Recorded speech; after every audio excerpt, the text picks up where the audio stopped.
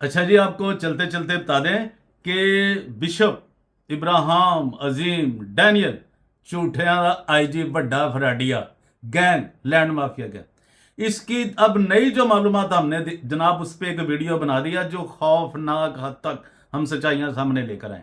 और आपका काम है हमारे चैनल पर जाके मुकम्मल वीडियो देखें कि ये कहाँ मालिक है, गॉस्पल मिशन इसने कहा, और वो भी बता दिया हमने अपने बताया सब कुछ उसमें कि ये कब उसको लेके आ गया गॉस्पल बैप्टिस्ट चर्च को रजिस्ट्रेशन के लिए, और जो इनका इंतकाल था जमीन का 1998 से, वो कब से था और ये इसको उसने कैसे घुसेड़ दिया उसमें। तो जाके जरूर इसकी नई मालूमात देखें, इसका नया फ्रॉड चेक करें कि ये कितना घटिया और कितना गलीज शख्स है। और ये जो एजुकेटर और सीख जो है और वो जो सेंट पाल है उसका सारी मालूमात देखें। हमने काफ़ी कोशिश की है आपको बताने के लिए, हमारे चैनल पर जाकर ज़रूर देखिए। Thank you very much.